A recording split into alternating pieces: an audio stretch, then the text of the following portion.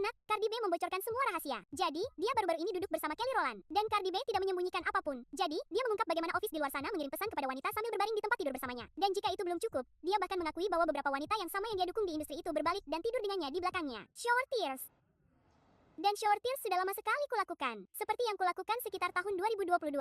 Shower tears. Ya, judul yang bagus. Ya, shower tears. Apakah itu hanya tebakan liarku saja? Apakah itu seperti air mata yang kamu tangisi saat kamu menjauh dari anak-anakmu ketika kamu benar-benar merasakan sesuatu, atau seperti apa sebenarnya yang kamu lakukan? Aku suka judulnya. Bisakah kamu jelaskan? Maksudku, ada kalimat yang mengatakan, bagaimana kamu mengirim pesan kepada wanita jalan dari tempat tidurku, semua air mata ini semua air mata mandi yang telah kuteteskan. Oh sial, karena jumlahnya seperti itu. Ya, itu sepertinya sesuatu yang sangat mengerikan untuk dilalui. Seperti suamimu yang benar-benar berbaring di tempat tidur bersamamu sambil mengirim pesan kepada wanita lain. Sekarang, apakah Offset tahu bahwa dia tahu suaminya mengirim pesan kepada wanita lain? Aku tidak tahu, tapi seperti yang kukatakan, itu sepertinya hal yang mengerikan untuk dialami. Jadi, Cardi B berkata dalam wawancara ini bahwa beberapa wanita yang dia putuskan untuk dukung di industri ini berselingkuh di belakangnya dan tidur dengan suaminya. Terkadang, ketika aku melihat wanita baru yang muncul atau semacamnya dan aku merasa mereka agak keren dan aku merasa orang-orang menyeret mereka, aku akan mengirim DM kepada mereka seperti, "Hey, kau tahu ini sementara. Ini hal yang baik dan buruk, hal yang baik dan buruk. Petik 2. Tapi terkadang kau harus tahu dengan siapa melakukannya karena aku pernah melakukan itu pada wanita yang pergi dan meniduri pria-priaku dan semua omong kosong itu. Jadi, kayak lo harus tahu siapa yang lo perlakukan dengan baik karena kayak cewek-cewek di sini, lo di luar sana merasa simpati sama mereka dan berharap yang terbaik buat mereka dan cewek-cewek ini mau ngalahin lo dan sialnya, mereka harus melakukan itu. Lo.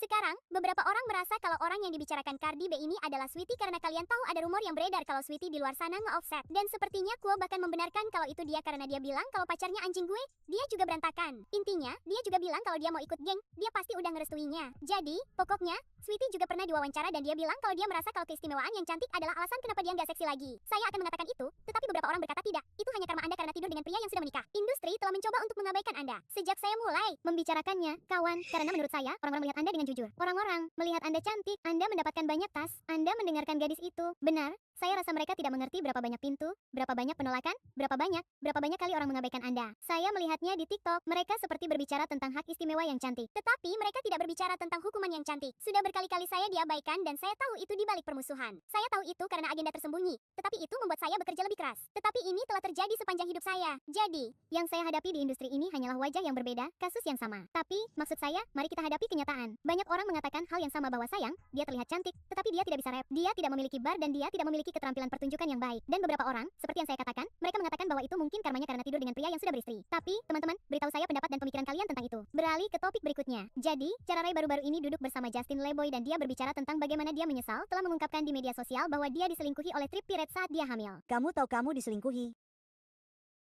Bagaimana kamu bisa melewatinya? Itu sangat sulit. Seperti yang saya ingat melihat, itu terjadi secara daring di media sosial dan saya merasa entah orang-orang mengenalmu, tidak mengenalmu, mencintaimu, membencimu, apapun itu, saya merasa kita semua patah hati ketika itu diketahui publik.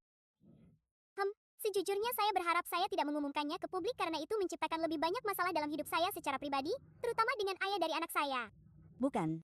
Karena saya tidak mendoakan yang buruk pada siapapun, bukan? Ya, tapi saya sedang hamil dan saya rentan dan saya merasa itu adalah masa yang sulit untuk dilalui. Tapi juga saat hamil, kamu punya banyak emosi tambahan dan seperti yang dia bilang, kamu rentan. Jadi aku bisa mengerti kenapa dia menggunakan media sosial, dia mungkin merasa tidak punya siapapun untuk diajak bicara. Jadi dia melampiaskannya ke media sosial, tapi seperti yang dia bilang, itu menyebabkan banyak masalah di balik pintu tertutup. Tapi kemudian dalam wawancara ini dia juga berbicara tentang bagaimana dia mengasuh anak bersama Trippie Redd. Bagaimana hubungan kalian saat ini? Hanya mengasuh anak bersama, mencoba mencari tahu. Kami masih orang tua baru, kami hanya mencoba mencari tahu secara harfiah. Jadi, apakah kalian berteman atau berbicara? Kami bukan teman, sama sekali tidak. Kalian tidak berkomunikasi. Bagaimana cara kerjanya? Kami adalah orang tua bersama. Tapi bagaimana cara kerja menjadi orang tua bersama? Apakah Anda membawa anak-anak Anda? Anda ingin berbicara dengan putri Anda, Anda ingin berbicara dengan putri Anda, Anda ingin melihat putri Anda putri Anda. Jika itu tidak ada hubungannya dengan saya, menjadi orang tua bersama adalah tentang anak. Jika itu menyangkut anak, itu tentang kita tidak tahu. Kita tidak peduli satu sama lain. Kita tidak peduli tentang apapun. Selama putri kita baik-baik saja dan kamu baik-baik saja, kamu mengerti maksudku? Kamu bisa melihat putrimu. Aku mengerti maksudmu, putriku baik-baik saja. Aku hanya bertanya, apakah kamu menitipkan putrimu padanya? Apakah dia akan datang? Dia tinggal di negara bagian lain, jadi tidak sekarang. Dia baru berusia 3 bulan, jadi masih terlalu dini untuk lebih dekat dengan ibunya sekarang. Ya.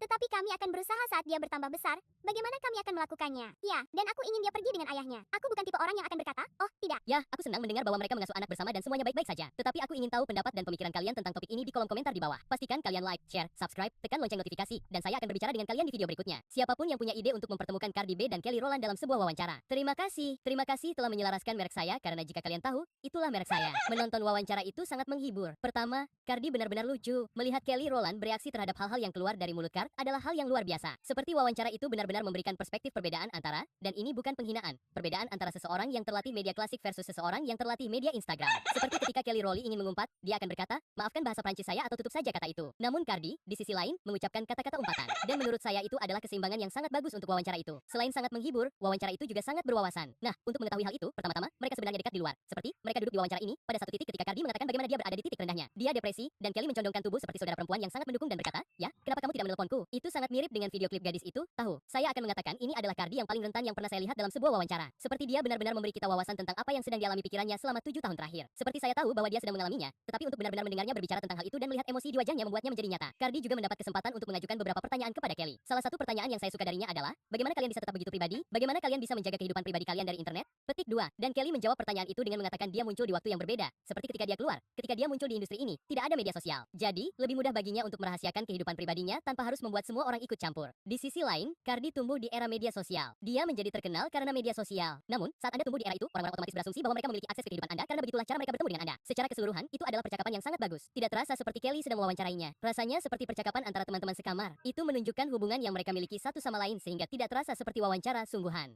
B benar-benar memasarkan albumnya dengan anggaran yang terasa seperti $0. Dan itu hal yang paling lucu. Pertama-tama, dia menempelkan foto-fotonya yang diambil di pengadilan pada album mewahnya dan mulai menjualnya. Kemudian, dia mulai menjualnya di luar bersama Sage. $9.99. Ini $50 di sini. $20. $20. $9.99 untuk yang baru. Dan dia terus memanfaatkan ini. Dia mengumumkan acara Temu Sapa. Anggaran barunya adalah $50. Karena anggaran untuk album saya adalah $50, saya harus pergi jalan-jalan dan menjual CD dan piringan hitam ini sendiri.